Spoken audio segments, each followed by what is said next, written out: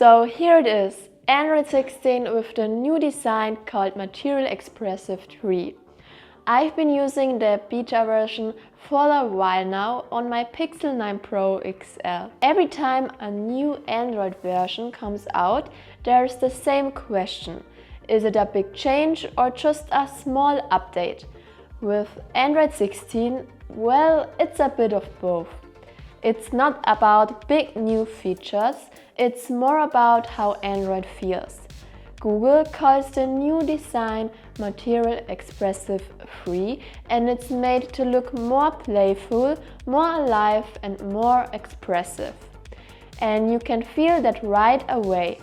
Everything on the screen feels like it has a little bounce. It's like the buttons and menus are real objects.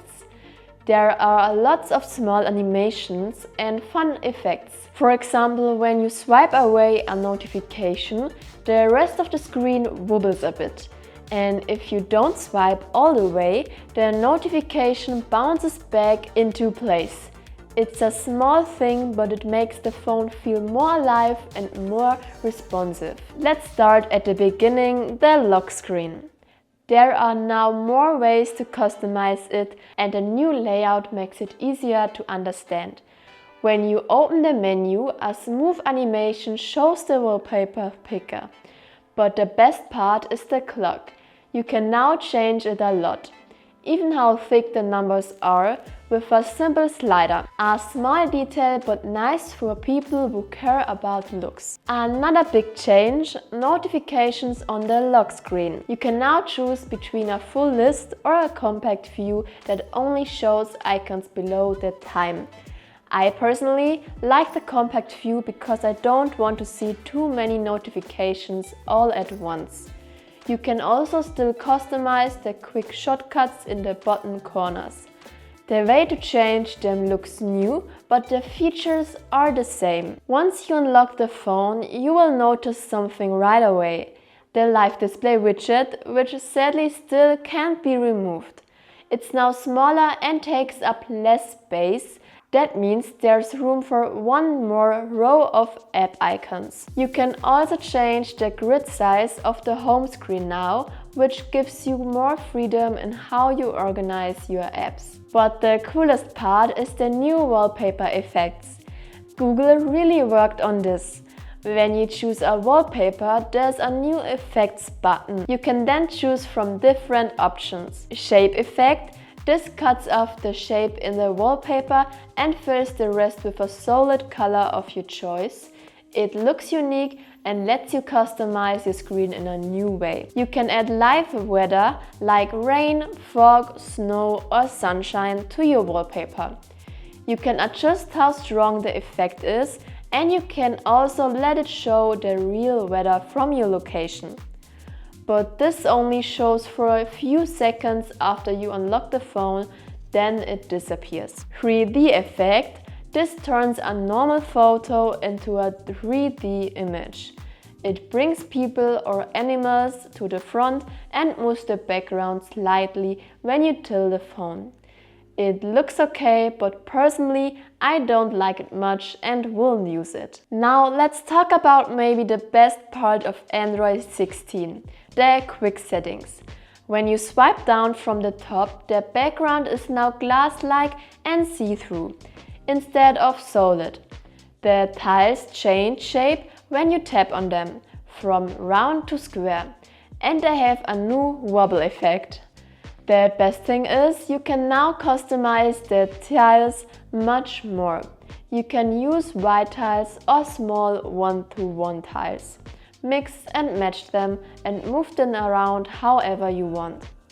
Adding new ones is super easy. Just tap to add, no need to drag. Made a mistake, no problem, there's an undo button. Super helpful. And there is a smart new Bluetooth button. Tap the small icon to turn Bluetooth on or off. Tap the big area to open the list of devices. That's a great design idea. The multitasking view, where you can see your recent apps, also got a redesign. Each app now has a drop-down menu with more options, including a much easier way to do split screens. The app windows now feel more like real objects. If you move one, others react and bounce slightly. It also comes with new, sharp vibration feedback that feels like tiny clicks when you scroll through your open apps. Google has also started updating its own apps to match the Material Expressive 3 style. In Google Drive and Google Docs, the buttons are now bigger, rounder and more colorful. The phone app looks better too. The call log is easier to read. Your favorite contacts are shown right there on the same screen. A cool new feature, swipe to the left to reject a call and swipe to the right to answer. That helps avoid mistakes when trying to pick up a call. The At a Glance widget and the Now Playing section got a new redesign too.